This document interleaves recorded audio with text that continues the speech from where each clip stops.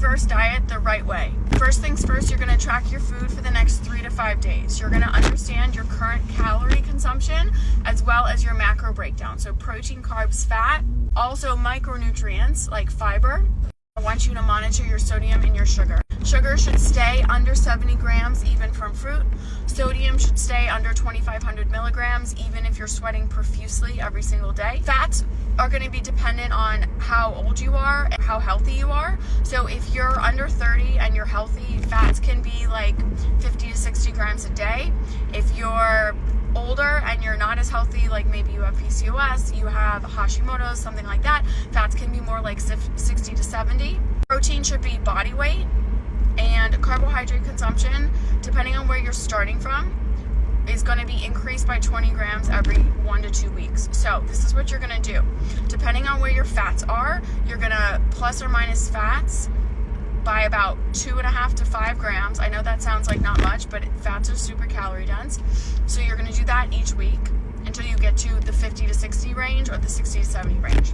You need to increase your protein by 10 to 20 grams every single week if you're not currently at your body weight.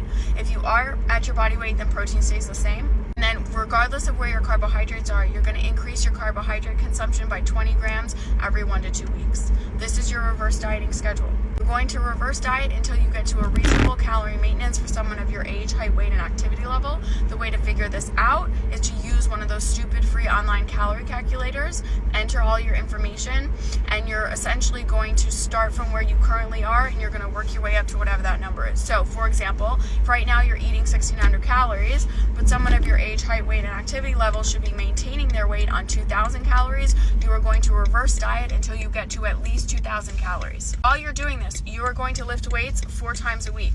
You're going to have 2 upper body sessions and 2 lower body sessions. Those upper body sessions can also include weighted abs if you want a 6-pack and you know what's up, because they're amazing. You're going to do the same 4 workouts every week. So over 8 to 12 weeks, you will be mastering those movements. You will be implementing progressive overload. You will be doing more weight or more reps every time for all of them. Even if it's just a few extra reps, that counts. That's important. On your 5th day, you're going to sprint. If you also want to sprint on workout days as a warm-up or as a cool-down, or burnout, you can. Sprinting can be in the form of running, biking, ski erging, rowing, burpeeing, battle rope, swimming, whatever. It doesn't matter the vehicle, it matters your effort. When you're sprinting, you're going to be on for 10 to 20 seconds, like you are moving like you are on fire. And then you're going to rest for 60 to 90 seconds. Depending on your conditioning, you can do this 3 times, 5 times, or maybe 6 to 8 times. Try to do upper body sprints on upper body day and lower body sprints on lower body day, or have a single day devoted to sprinting, because we only grow muscle at rest. So if you're not resting those muscles, they're not growing, they're not changing. And if your muscles aren't growing, then your BMR isn't increasing, your metabolism isn't getting faster, and you're not losing body fat. This means that you're going to have 1 to 2 rest days a week. On those rest days, you are still hitting your steps, but you are not lifting anything heavy and you are not overly stressing your central nervous system. So yes, you can go to easy yoga. Yes, you can do stretching and mobility, but for the love of God, don't go to a crazy workout class and tell me that's active recovery. It's not.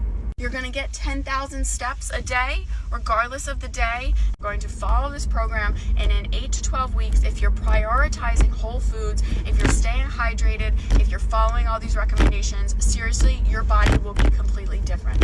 If you want help implementing this protocol, DM me Reverse. But honestly, it works every time, and it's pretty freaking foolproof. So, good luck, and you're welcome.